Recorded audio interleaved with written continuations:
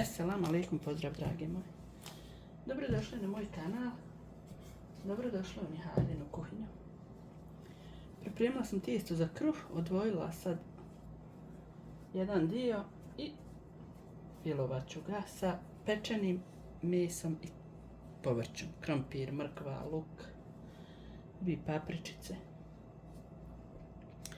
Uglavnom, evo, uzet ću jedan veći dio, ću razvit na ulju tepsiju. I ovaj razbijeni dio treba sad, ovako ćemo ga u stvari prenijeti u tepsiju. Ovako. Ovako. I onda ćemo tu fino ovako. Sad ćete vi da vidite šta ću ja na ovo tijesto staviti. Vidite vi šta će tu ići preko tijesta. Imam 4 batačića, 4 krompira isjekla na kriške, 2 ljute paprike, 1 mrkva, 1 glavica luka. Sve to ispečeno i sad ću ja to fino ovako.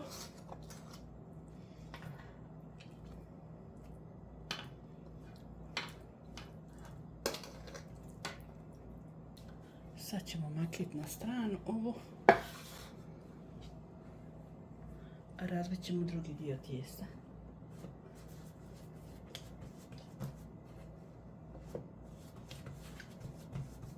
Ovo ću razbiti malo tanje nego što je ovo prvo tijesto. Podloga što je u tepsi.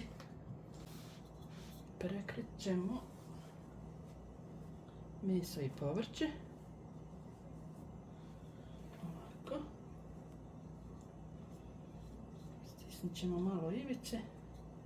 Nema veze ako bude nešto iscurilo, masnoće ili ovo. To nije bitno.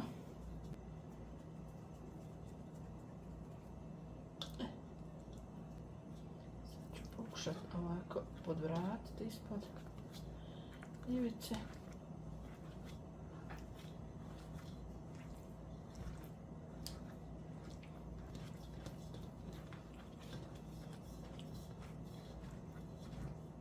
Sad ću namazati mlijekom od ozgo tijesta.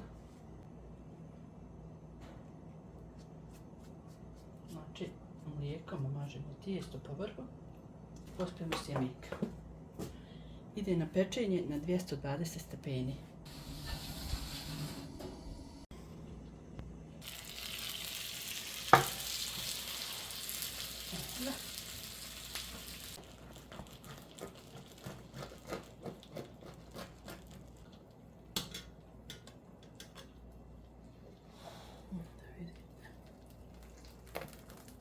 Evo ga.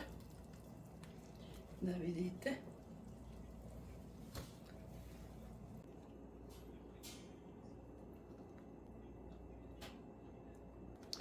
Sad nek se malo prohladi.